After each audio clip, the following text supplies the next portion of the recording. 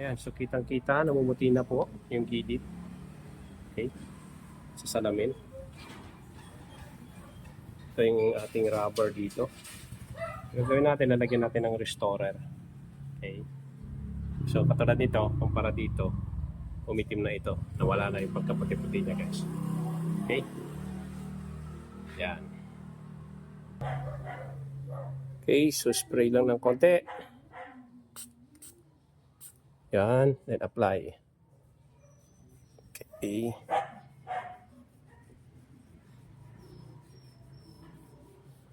May babalik niya kaya yung dating pagkaitim nito. Tignan natin.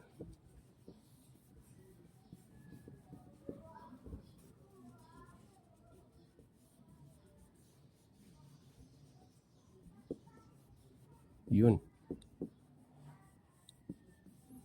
Itim na siya. Medyo didiinan lang ng konti. Yan. Para mawala yung puti-puti.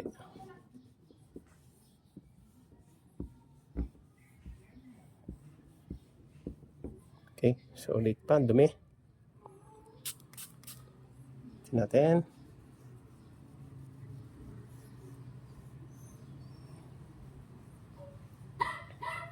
Hindi ko siya direktang ini-spray, guys. Okay? Kasi hindi ko alam kung okay ba to sa paint na malagyan. So, iniiwasan ko siya. Kaya ang ginagawa ko, ini-spray ko muna sa ating pamunas. Okay? Yan. Ayan. So far, so good. Naibalik niya yung itim. Pero still to observe. Tignan natin kung pagdating ng ilang araw ay ganyan pa rin. O baka mamaya since may solution lang siya ngayon, then after yon baka na pag natuyo yung solution ay babalik din siya sa pagkaputi niya.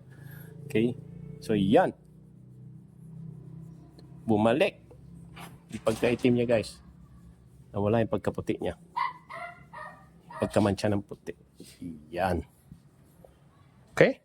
Kumpara dito, puti, umitim. Effective.